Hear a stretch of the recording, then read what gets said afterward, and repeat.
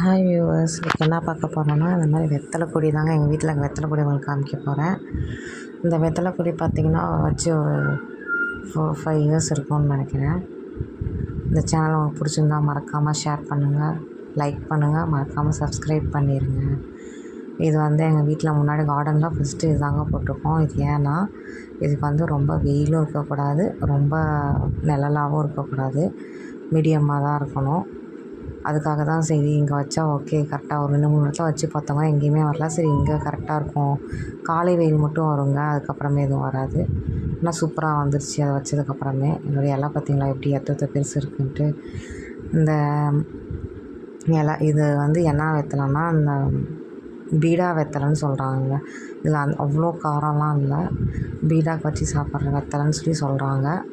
இந்த மாதிரி வெத்தலையை நீங்கள் கொஞ்சம் நல்லா கவனிச்சிக்கிட்டிங்கன்னா இது கொஞ்சம் நல்லாவே வருதுங்க. இங்கே பாருங்கள், 2 பூ வேறு இருந்துச்சு. இதோட பூ பாருங்கள் எப்படி இருக்குன்ட்டு. இது இலையும் கொஞ்சம் நல்லா பெருசாக நல்லா இதாக வந்துச்சுங்க. ஆனால் இது பார்த்திங்கன்னா அப்படியே கீழே வச்சு அப்படியே எல்லா இடத்துலையும் பரவிடுச்சுங்க, வீட்டுக்குள்ளே வரைக்கும் போயிடுச்சு. அப்படியே அந்த கம்பியில் மரத்தில் எல்லாத்துலேயும் தாவி போகுது. பட் ரொம்ப வெயில் இல்லாமல் இந்த மாதிரி நல்லோட வச்சிங்கன்னா உங்களுக்கும் இதே மாதிரி வெத்தலை கொடி பார்த்திங்கன்னா சூப்பராகவே வரும். இந்த வீடியோ உங்களுக்கு பிடிச்சிருந்தா மறக்காமல் சப்ஸ்கிரைப் பண்ணிடுங்க.